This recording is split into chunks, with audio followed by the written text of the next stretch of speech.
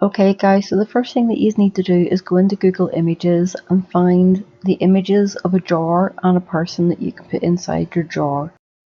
Whenever you open the images up, you then go to your jar, and if it needs cleaned up, you can use the clone tool and take samples from around the jar to clean up any other bits that need to be cleaned up.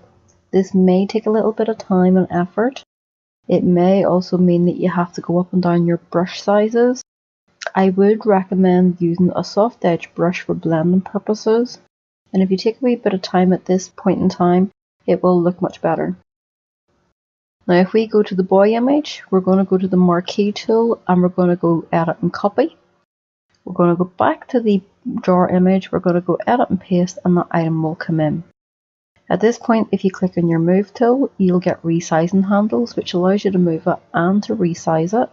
And we want the boy to fit into the jar nice and comfortably. Hit the check mark when you're happy.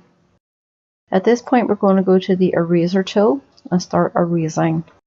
Now, a soft edge brush is quite good for this because you don't want it to look like a cardboard cutout, and I would advise that you zoom in. The other thing that I would advise upon is switching on your layer palette and temporarily switching off your background layer so you can see how much you need to erase from the boy layer. You can go up and down your brush sizes here, and you can use your shift click method in order to outline the boy, and then once you have your outline done, you can afford to go to a larger brush and then erase with a bit more confidence. So I'm just working my way around here. I'm tracing, I'm doing my outline, going to a bigger brush, and I'm taking away the bits I don't need, and I'm just moving my way around here. So I'm trying to get rid of all of the background that came in with the boy,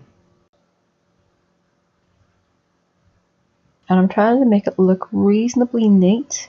Now there are other things on this image that could be cleaned up, such as the super that's on his leg, but I haven't bothered with that. And you'll see that we're getting rid of the background.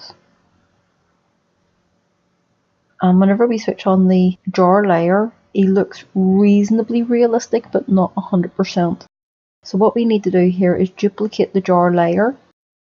We need to reorganize the sequence of the layers so that we'll have a jar, boy, jar.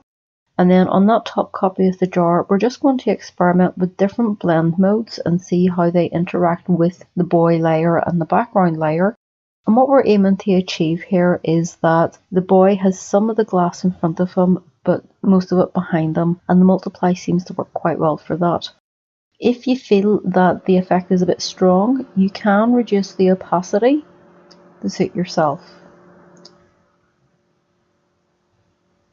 Now whenever we go to save this, we're going to go to File and Save As. And because we have layers in the document, it will automatically default to a PSD. So we're going to rename this Boy in a Jar. We're going to go to the desktop and we're going to change from the PSD format to a JPEG because we want it all to merge into one layer. Your JPEG quality options dialog box comes up. Make sure that it's 12 and click OK.